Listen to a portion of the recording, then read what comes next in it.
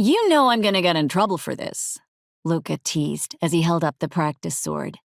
Only if they find out, I countered, lifting a similar sword he'd gotten from the practice hall.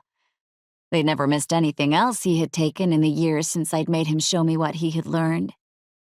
You said they were beginning to notice your absences. A frown pulled at his handsome features as he parried my attack with ease. Only because Aaron told on me. My sister loved to brown nose. She would always be everything I could not be, and I'd given up trying to live up to my parents' expectations. She doesn't know what I'm doing. How will you prevent her from following us? Luca attacked. I've done it so far. Have you so little faith in me? I deflected, stepping under the blade to cut a quick attack at his thigh. Besides, I won't make that mistake again. My chores are done. There is nothing for her to tell on me for. He barely dodged the blow, coming around quickly to swing at my head. His breathing picked up speed, and his brow glistened with a light sheen of sweat in the late afternoon light. I don't want you to get in trouble. A slight hitch came with his words when we recovered, and we reset our positions. And I don't want you wearing yourself out. You know this is the only hour of the day I have enough energy to spare. I exhaled heavily and dropped the point of my weapon. We could try at dawn. She'd still be asleep, less risk, he offered. I can't. It's worse at night, and I'm too weak even for breakfast some mornings. Luca's eyes softened with the sympathy he knew I hated. I hated all the looks. The judgment from the field workers because I was too fragile to work alongside them, when a mere moment spent in the fields would bring on an attack. The withering looks from my family.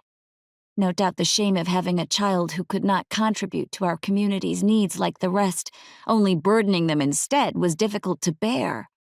But the sympathy I so often saw in Luca's eyes was the worst of all.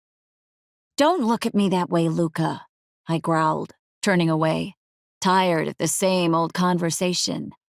I need to do this. Luca took my hand and tried to turn me back to him. Why, Zarya? Help me understand. Don't mistake my meaning. I love our time together. But why use what little strength you have learning a skill they will never let you use? I whirled on him. What would you have me do? Lie down and die? I can't help with the crop because it makes me sick. I can't hunt or gather.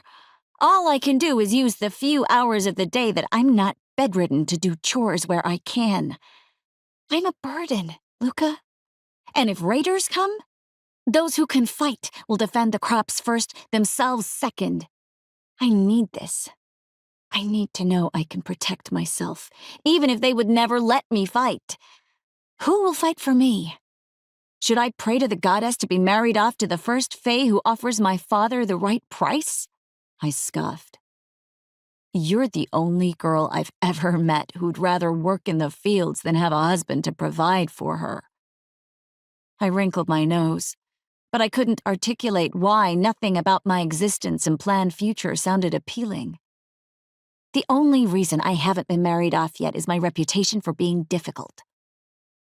Amusement colored his expression. Maybe you haven't met the right man. I laughed, rotating my shoulder to ease an ache. I don't know how I would have survived the last few years without my best friend. He was the only one I could talk to, the only one who didn't see me as a burden. No one desires a headstrong wife. They want docile. Not everyone. Luca lunged, using the distraction to attack, hacking cut after cut,